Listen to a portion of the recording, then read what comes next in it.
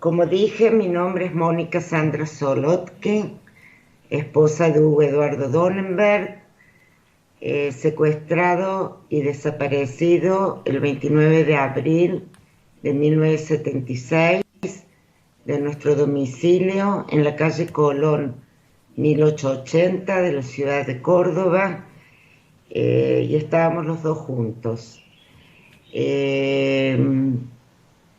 Nos casamos en diciembre del 74 y a los pocos meses empezamos con nuestra militancia en la izquierda argentina. A nosotros en la organización los nombres de guerras, como se decía, el de Hugo era Pedro y el mío era Adriana. Los dos éramos estudiantes de la universidad, Hugo en psicología y yo en asistencia social. El 24 hubo una reunión en una casa que aparentemente estaba marcada o controlada, y llegaron militares o policías y se llevaron a todos los que estaban en la reunión, y Hugo logró escaparse, que yo estaba embarazada en el 9º mes. También quiero aprovechar para contarles que Hugo era una hermosa persona, muy inteligente, muy buen mozo, tenía muy lindo humor, era optimista, era hermoso estar con él. También muy intelectual, charlar con él era hermoso. Y cuando estaba con él siempre tenía la sensación de estar protegida, que me cuidaba, me mimaba. Como les dije, del embarazo yo no sabíamos ni yo ni él si iba a ser un varón o una nena, pero él siempre hablaba del nenoso, como que supiera que era un varón. Y hablaba con él, le contaba cosas, se reía, me acariciaba la panza. Muy lindo era. El día 29 de abril ya no conseguimos a dónde dormir, de la noche del 28 para el 29 en realidad. Y decidimos volver a nuestro departamento en la calle Colón 1880. Vivíamos en el 5º piso, departamento 33, y cuando llegamos a la casa, que llegamos tarde, tipo 10, 11 de la noche, yo empecé a sentir muchísimos ruidos. Se sentían ruidos en la escalera. Era un edificio de 8 pisos, era un edificio grande. Y Hugo, con su semblante positivo y optimista, me decía: quédate tranquila, no pasa nada, está todo bien. Nos bañamos y nos fuimos a dormir, y a eso de las 2, 3 de la mañana empezamos a sentir ruidos. Hugo se levanta, va a la puerta, estaban golpeando nuestra puerta del departamento, y yo salgo del dormitorio y veo que entra gente, y enseguida me dicen a mí: vos volvé al cuarto. Me hicieron acostar en la cama y me dijeron que no me mueva. Y a Hugo le dijeron que se vista, que se lleve una manta. Le hicieron sacar la alianza y el reloj y que me lo entregue.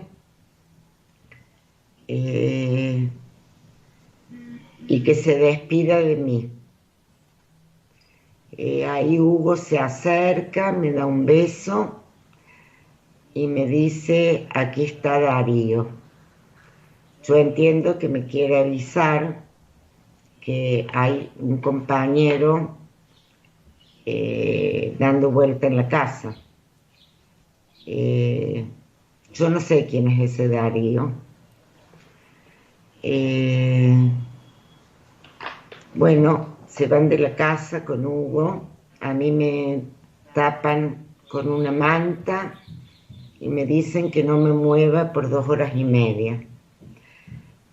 Por supuesto que al ratito me levanté, agarré la valijita que tenía preparada con la ropa del bebé, porque ya estaba en fecha. Esa valijita nos acompañaba en las caminatas todos los días. Dejamos de ir a los trabajos. La universidad todavía no se había abierto, o no me acuerdo, pero no íbamos. Y decido irme a la casa de mis padres. Cuando bajo me encuentro con el portero, con Víctor, y él me cuenta que él abrió el edificio, que el edificio estaba todo marcado con autos, estaba todo cerrado, y que aparentemente se trataba de 3 autos, me dijo, de marca Falcon, que había unas 12, 14 personas vestidas de civil, no lo dije antes, pero sí, vestidas de civil, y que cuando bajaron con Hugo estaba con los ojos tapados, vendados, con una naranja en la boca que habían sacado de casa, y con las manos atadas. Me parece. Bueno, el 2 de mayo mi papá decide que es muy peligroso que yo siga estando en Córdoba y el parto tenía que suceder en cualquier momento y que había que sacarme del país para mi seguridad, para seguridad del niño. Y hacemos todos los trámites, nos ayuda un amigo de mi papá en Buenos Aires, que aparentemente tenía contactos con gente del ejército militar, y él me acompaña a sacar el pasaporte a la Policía Federal con mi apellido de soltera, y el 8 de mayo parto para Israel. En Israel ya vivían mis hermanas, 3, somos 4, me esperaron y a partir de ese momento me acompañaron y me acompañan todo el tiempo. Llegué a Israel el 8 de mayo y el 14 de mayo tuve familia. Nació nuestro hijo, el fruto de nuestro amor, que hoy tiene 44 años, que es una persona divina, muy parecida a Hugo. El parto, a los 6 días de llegar al país, con un idioma que sabía poco y que no lo hablaba. En ese momento no existía el epidural que existe hoy en día. Los dolores eran muy fuertes de las contracciones, pero yo me acuerdo que decía, no puedo gritar. Yo estoy dando luz al hijo de Hugo y mío. Y Hugo está pasando torturas. ¿Cómo voy a gritar? Me olvidé de contarles que el 8 de mayo, vuelvo a repetir, llegó a Israel, el 14 nace Ido. Cuando estaban en casa, ellos me preguntaron en qué mes del embarazo estaba, dije que en el noveno. Me preguntaron qué fecha aproximadamente iba a ser el parto y yo dije que entre el 9 y el 19 de mayo. Y el 20 de mayo llegan a la casa de mis padres en el Cerro de las Rosas. Mis padres volvían de una salida, todo el barrio estaba, la zona de la casa de mis padres estaba cercada. Lo esperan, eran militares vestidos de militares, no hay duda, eran militares. Y entran a la casa con mis padres, le piden la libreta de casamiento, van hojeando las hojas. Yo soy la tercera hija de 4 hermanas, como les dije antes. Y cuando llegan a la hoja tercera, que está mi nombre, preguntan dónde estoy. Y mis padres le dicen que en Israel. En septiembre del 2013,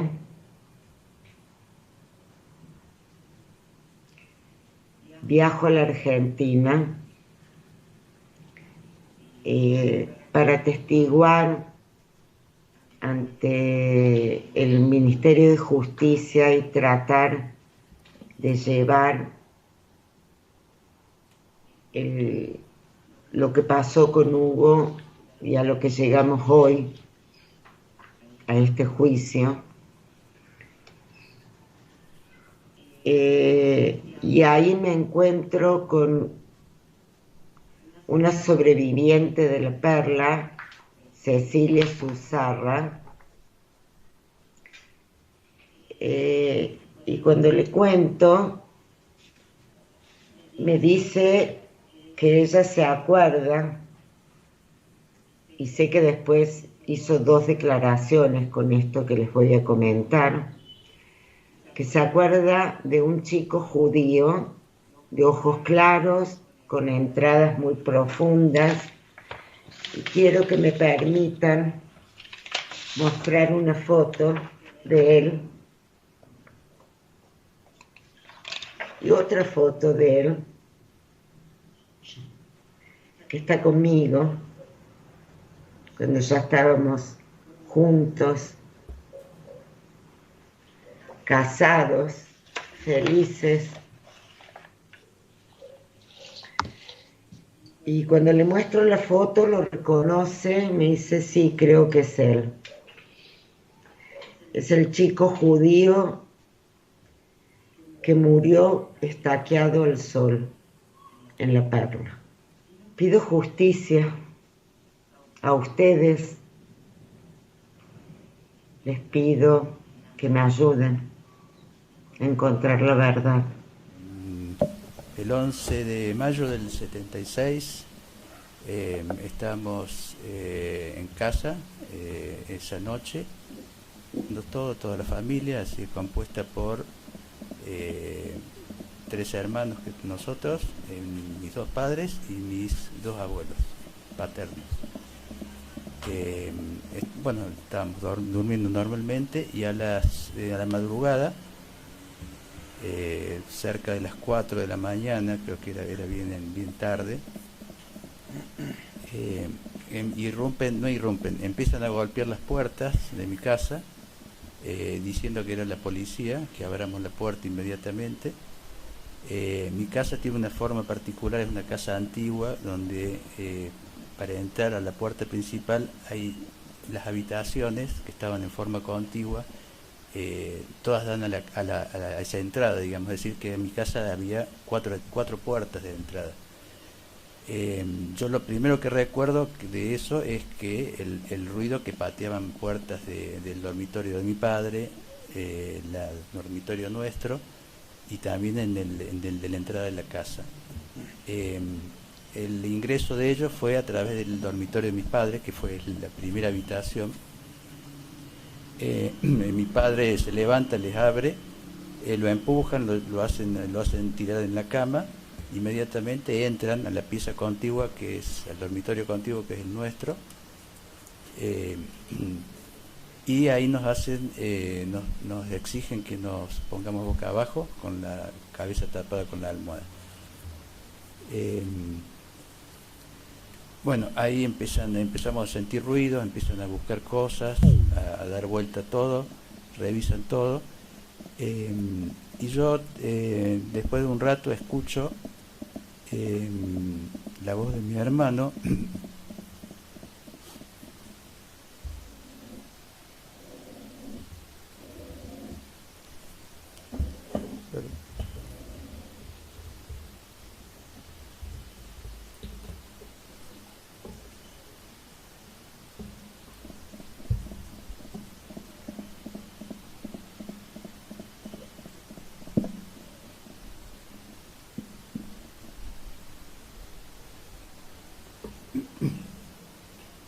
Perdón.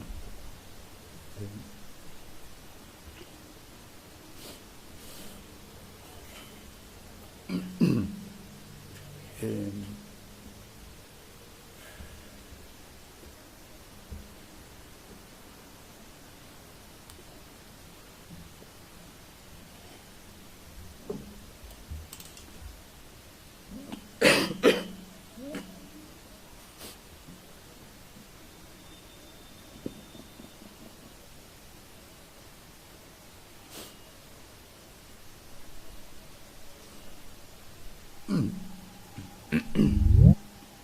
bueno, escucho a mi hermano decir con voz, con miedo, que le preguntaban por qué estaba haciendo él, porque mi hermano se levantó en el momento que habían entrado. Mi hermano se levanta y se fue hacia el patio, un patio grande que teníamos atrás. Eh, Perdón, antes de eso que yo escucho de mi hermano, yo creo que había dos personas que habían quedado en el dormitorio nuestro, revisando cosas y teniéndonos boca abajo. Cuando ellos entran ahí, uno de ellos dice a ver, que aquí faltaba alguien. Evidentemente había una cama vacía, que era la de mi hermano Gustavo, que se había escapado para el patio. Eh, bueno, vuelvo al siguiente punto, donde mi hermano lo escucho diciendo que él tenía derecho a estar en su casa cuando quisiera, en el patio. Yo creo que él se refería al patio. Yo puedo estar en mi patio cuando quiera, tengo derecho. Eh, con una voz muy exigida, yo lo escuché. Al ratito, no sé cuántos minutos pasan, francamente no tengo noción del tiempo ahí. Eh, Escucho los pasos de mi hermano, descalzo, que se lo llevan corriendo por ese pasillo que daba a las habitaciones. Eh, y ahí ya nada más. Mis padres, yo escucho que patean también la puerta de nuestra habitación, y yo tengo la sensación que había por lo menos 6 personas que entraron. Eh, Mi hermano, si estaba en el patio, pueden haber estado también por arriba de los techos, yo no lo puedo saber, pero yo sentí que había mucha gente, que no eran solamente 2 ni 3 que habían entrado, que habían ingresado más personas. ¿Recordás cómo estaban vestidos? ¿Pudiste ver?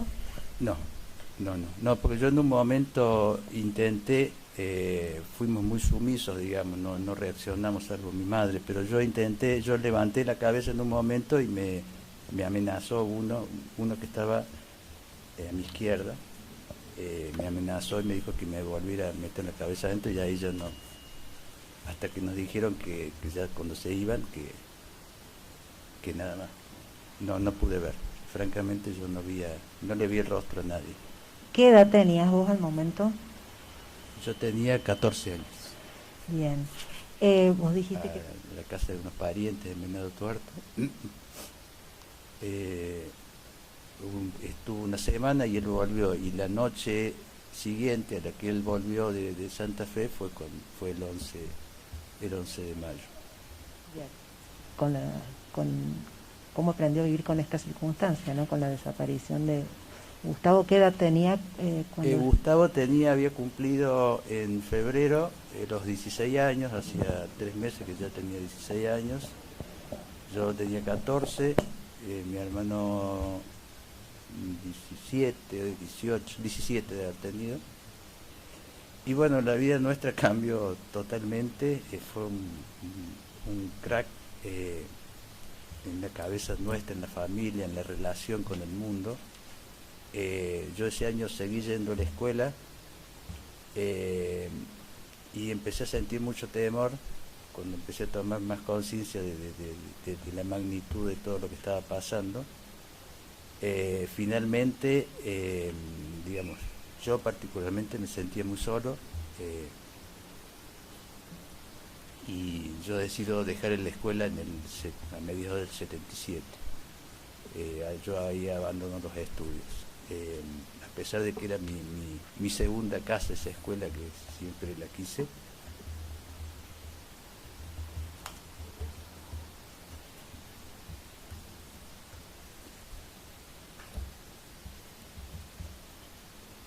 Y, y siempre creo que el terror fue lo que más nos acompañó en mucho tiempo. Y yo particularmente viví una especie si bien no nos fuimos, no nos mudamos nunca de ahí, yo sentí una especie de aislamiento psicológico, que me alejé de todo, digamos, de toda la gente, todos los conocidos míos. Yo pasé como si viviera en otro lugar, como si fuera una especie de escape, digamos, de negación. Bueno, creo que todos, creo que de alguna manera ese terror nos hacía, a mí me hizo sentir como si nosotros hubiésemos hecho algo mal. Entonces uno termina no contando su vida o las cosas que le pasan durante mucho tiempo. O sea, a mí me llevó mucho darme cuenta que no éramos en todo. Si puede hacer un relato. Sí, cómo no. De sus recuerdos al tribunal. Si me permiten, quiero irme un poquito más atrás a la fecha de su secuestro, porque en el año 1974, digamos, cuando comienza o llega el Navarrazo, digamos, como se denomina el Navarrazo, y el gobernador y el vicegobernador son depuestos por el jefe de la policía. A partir de ahí comienza un clima político muy especial, muy de inseguridad. Mi hermano Gustavo en ese momento tenía entre 13 y 14 años y digamos que no tenía ninguna militancia en ese momento. Yo sí, y con el correr del tiempo él me fue acompañando cada vez más a mí y él empezó a sentir mucho miedo, digamos, por lo que estaba ocurriendo en ese momento, porque había asesinato, había mucha violencia en el ambiente. Aparecía la llamada AAA, que acá tenía el nombre de Comando Libertadores de América. Y con esas formas, él estaba en el Colegio Manuel Belgrano, y en el Colegio Manuel Belgrano fue un colegio que a partir del 74, 75 estuvo muy politizado, y él era delegado del colegio, con su corta edad, porque estaba en el Plan Nuevo. Él empezó a los 11 años. Y en un momento dado, ya en el año 75, a principios del 75, él me dice a mí que mucho miedo. Le tenía mucho miedo a la AAA, le tenía mucho miedo. Incluso iba con mi papá y mi mamá en alguna oportunidad en el auto y vio gente de un Torino, me acuerdo, que salían con armas y escopetas, y él dijo, estos son de la AAA. Les tenía miedo y por eso dejó la escuela. Se sentía muy inseguro en ese momento. Me remito a otra cosa anterior al secuestro, que fue el 7 de noviembre de 1975, porque creo que tiene algún tipo de relación o puede tenerlo, que es el día del entierro de Agustín Tosco. En esa oportunidad, él asiste al entierro, bien digo, al cementerio San Jerónimo, invitando a una chica que conocía, que era vecina de la novia que yo tenía. Esta chica, que no aparentemente simplemente le invitó, no sé, porque le gustaría, no, la verdad que eso no lo sé, accedió a ir, pero en esa situación en el cementerio ocurre una situación muy complicada de violencia, que está documentada en la historia, y la pierde a la chica esta. Esta chica es detenida y le preguntan quién la había llevado ahí, y esta chica da el nombre de mi hermano. Yo, sin haber ido al entierro, porque la verdad que ese día no tuve ningún tipo de participación, yo estaba en la casa de mi novia, siendo aproximadamente las 20 horas, irrumpen en la casa de mi novia 4 o 5 personas que decían ser de la policía, con armas, con escopetas recortadas, y hacen un allanamiento. Y me preguntan a mí si yo era Gustavo Torres. Le digo que no y me dicen que sí, que yo era Gustavo Torres. Le digo, no, Gustavo Torres es mi hermano. Entonces me preguntan dónde está y yo le digo que no sé, porque evidentemente no lo sabía. Y entonces, hacen un allanamiento en esa casa y había otra gente, otros chicos. Al llegar la noche del 11 de mayo, que él regresa de un viaje de Venado Tuerto, él regresa la noche del día lunes, es el lunes 10, llega a mi casa, se va, no sé a dónde, a la noche yo lo recibo, soy la última persona que lo ve, lo recibo porque le abro la puerta, él no tenía llave, y bueno, nos vamos a dormir. A las 4:30 más o menos de la mañana, golpean la puerta, porque mi casa era una casa que tenía, una casa tipo chorizo, tenía muchas puertas que daban no a la calle, sino a un jardín, digamos, pero el jardín estaba abierto, por el cual se podía acceder fácilmente. No tenía verja en ese momento. Entonces, ellos golpean todas las puertas, que eran como 4, pero las que escuchamos nosotros son las de mis padres y las que dormíamos nosotros, el dormitorio nuestro. Patean las puertas con mucha violencia, al grito de policía, abran. Mi hermano no los escuchó. Mi otro hermano más chico, Claudio, sí, y yo sí, pero mi hermano se demoró en despertar. Entonces yo lo llamé, le dije, Gustavo, vino la policía. Él inmediatamente pegó un salto y salió. Seguramente tenía la intención de huir. Yo trato de levantarme a fin de cubrirle la retirada a él, pero no logro hacerlo porque ya mi papá había abierto las puertas, habían irrumpido esta gente con las armas, lo empujaron de vuelta hacia la cama. Un grupo lo empuja a mi padre, bueno, y se quedan con ellos, y otro grupo entra en la habitación nuestra. No me da tiempo a mí a levantarme, que era lo que yo quería hacer como para distraer un poco demorar un poco la salida de mi hermano. Me empujan con las armas a la cama. Yo alcanzo a ver a una sola persona en esa oportunidad, que era una persona que tenía una capucha, porque usaban un camperón, tipo como en esa época se usaban, que eran muy de la época de los camping, esos camperas grandes que se empezaron a usar con capucha, y tenía un pañuelo. Recuerdo que era una tez blanca y tenía unos anteojos de armazón, que eso sí lo recuerdo, y una mirada muy dura, y parecía ser una de las personas que mandaba.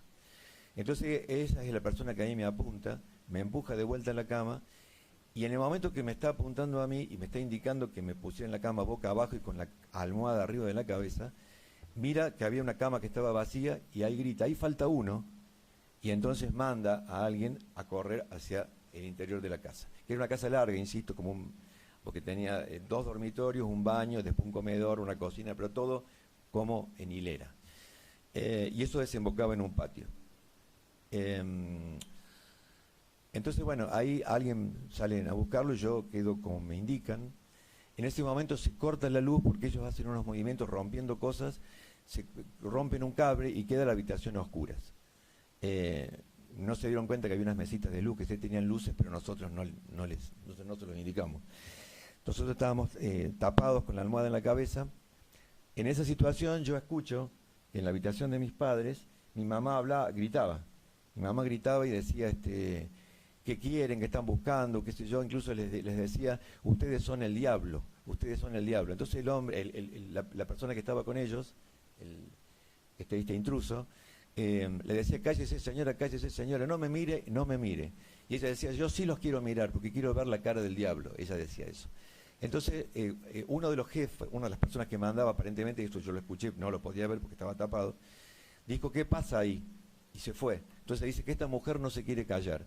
Entonces este hombre le dijo, pegale al marido.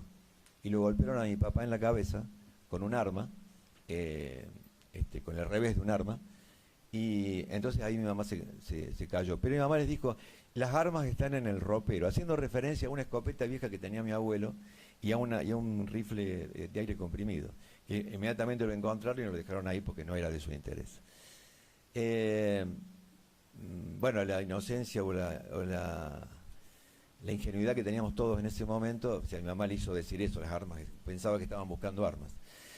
Entonces, bueno, a todo esto, nosotros con mi hermano Claudio, que estábamos más cerca, oímos que en el comedor escuchamos la voz de mi hermano Gustavo, que se ve que lo habían apresado, y tenía una voz de una persona que estaba angustiada, asustada, con mucho miedo, porque le salía una voz muy finita. Y entonces alguien le pregunta qué hacía cuando lo venían trayendo, y él dice, ¿acaso no tengo derecho a estar en mi casa en el lugar que quiera y a la hora que quiero? Eso fue lo que él les dijo, fue lo último que yo escuché de la voz de él. Inmediatamente después hay una serie de movimientos y viene alguien, se acerca y nos dice que contemos, creo que hasta 300, y que recién nos levantemos. En esa situación nosotros le hacemos caso, cuando más o menos escuchamos unos autos que salen, escuchamos el ruido de las ruedas y los motores. Mi mamá nos pregunta si estábamos bien y yo le digo que sí, pero que faltaba Gustavo. Entonces inmediatamente ellos, mucho antes de contar hasta los 300, se levantan y bueno, confirman que no estaba por ningún lugar de la casa. La casa estaba absolutamente dada vuelta, todo tirado, todo desordenado. Incluso, como se había cortado la luz, se habían llevado elementos hacia el baño para poder revisarlos.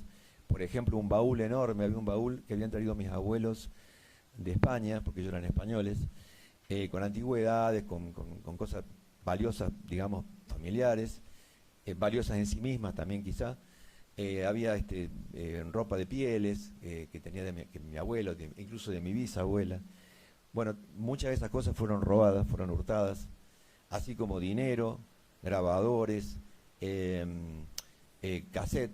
Había un grabador también de cinta abierta, que teníamos un montón de grabaciones nuestras, justamente por la música, y distintas cosas mi papá tenía cosas de electricidad también, de tester y cosas por el estilo, muchas herramientas, porque había un taller también, secuestrado, y que en ese secuestro, cuando lo llevan, lo hacen ir a revisar, a buscar un arma, aparentemente. Entonces lo llevan al depósito, bueno, entran a la casa violentamente, rompen las puertas, en fin, todo este tipo de situaciones que me cuentas, es muy similar a lo que pasó en mi casa. Lo llevan a él a un depósito donde aparentemente había un arma que le había dejado mi hermano como encargo, y la encuentran, la buscan, la encuentran y se lo llevan secuestrado también a él. Lo llevan vendado, pero él percibe, puede observar que en uno de los autos estaba mi hermano, esposado. A él lo llevan en otro auto a un lugar que desconoce y lo interrogan durante aproximadamente 6 horas.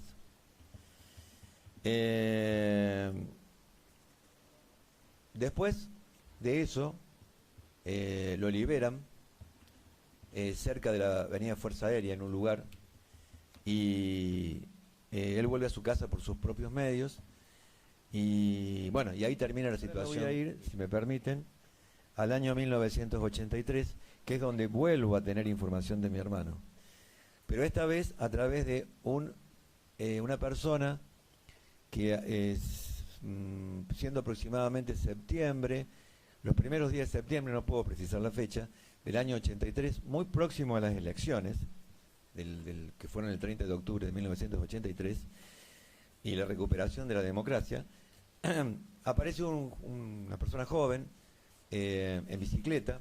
Mi mamá lo ve lo ve venir porque la puerta siempre daba, mi mamá siempre estaba mirando por la puerta porque ella se decía que estaba esperando que algún día volviera Gustavo. Siempre miraba, se sentaba y miraba la puerta de calle. Y lo ve venir y me dice, debe ser alguien para vos, porque viene un muchacho en bicicleta. Entonces yo salgo y me pregunta si ahí vivía Gustavo Torres. Yo le digo, no, bueno, sí, pero que no estaba. Entonces me dice, porque yo quería saber si él volvió, porque yo sé que fue secuestrado. Bueno, yo quedo helado porque yo no esperaba ese dato. Entonces, no sé, como mis padres habían llevado toda la situación hasta ahí, yo los llamo a ellos, inmediatamente los llamo a ellos. Queda mi papá hablando con él, yo me retiro, cosa que no debía haber hecho, pero no sé por qué lo hice, quizás por respeto, no sé. Entonces, yo alcanzo a escuchar, porque de todos modos escuchaba alguna parte de la conversación, porque no estaba tan lejos tampoco, pero quise ser respetuoso. Él cuenta, y eso también me cuenta mi papá, que este muchacho pertenecía en el 11 de mayo de 1976, estaba haciendo la conscripción y pertenecía a la policía militar.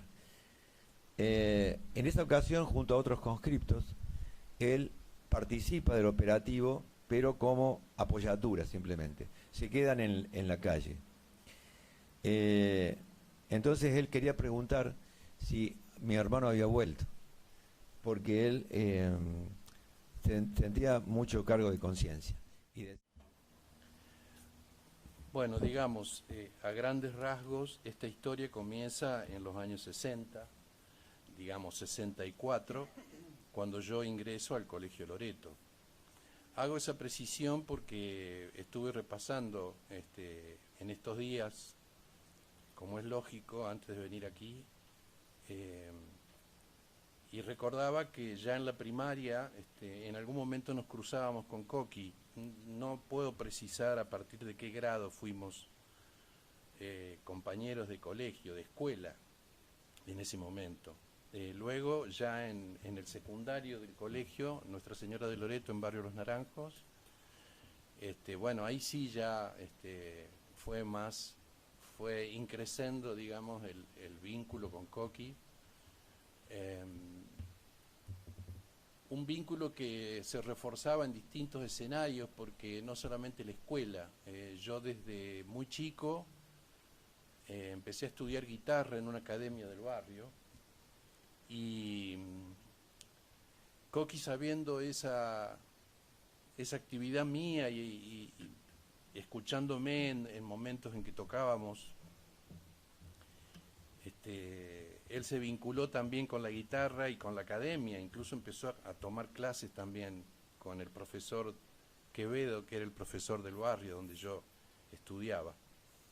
Y ya a los 17 años yo estaba tocando en un grupo, y bueno, Coqui sabía de esa actividad y compartíamos la música.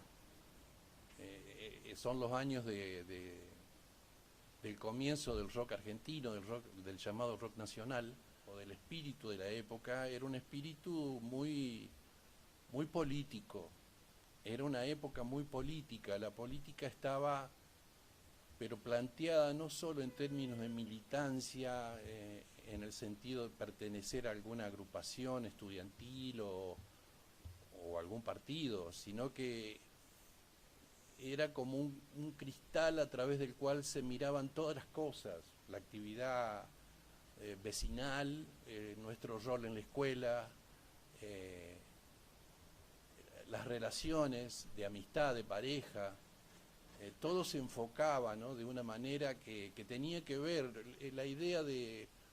Por supuesto que seguimos sintiendo un cierto vértigo cuando decimos revolución o cuando decimos palabras que aluden a esa época, ¿no?, a términos que se usaban mucho en esa época, pero la idea de revolución estaba planteada también hacia el interior de todos los ámbitos en los cuales uno se desenvolvía. Nosotros en el 74 terminamos la secundaria en el Colegio Loreto. Egresamos con Coqui y justamente como horizonte cercano estaba la universidad y la decisión ya estaba clara entre Coqui y yo de anotarnos en la carrera de historia, porque justamente como una continuidad de ese interés manifiesto que teníamos en la cosa política y en la comprensión histórica de los problemas de nuestra sociedad, de nuestro país, queríamos estudiar historia, ilustrativo. Y recuerdo bien eso porque el pabellón residencial era un cuartel. Estaba totalmente lleno de camiones militares, soldados apostados. Y bueno, es anecdótico, pero a un mes de eso, de haber estado ahí, fuimos, hicimos el trámite y nos volvimos a nuestras casas, pero el punto es que un mes después de eso, exactamente el 29, en la madrugada del 29 de junio, no recuerdo exactamente, es curioso, pero recuerdo la frase, lo llevaron a Coqui. Recuerdo la frase, no sé si fueron mis viejos los que se habían enterado después.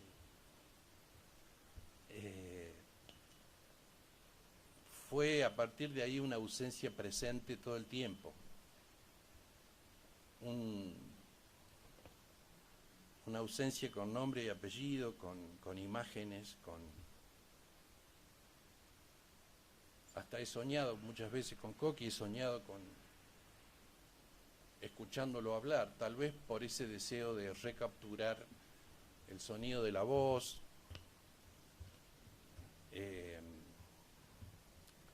Coqui era un ser muy especial, era muy especial y uno más a la vez, porque se distinguía y a la vez nunca se desmarcaba de los demás. Era un tipo muy curioso, muy activo, le gustaba mucho el fútbol, hincha perro de Talleres. Me hizo amar Talleres cuando yo tenía una tímida condición de simpatizante pirata por mis viejos, por mi viejo que nos llevaba a la cancha de Belgrano, pero no era una cosa tan... Mi viejo es más boquense, en realidad. Pero su familia entera era una familia hincha de Talleres y a todos nos contagió su amor por el club de Barrio Jardín.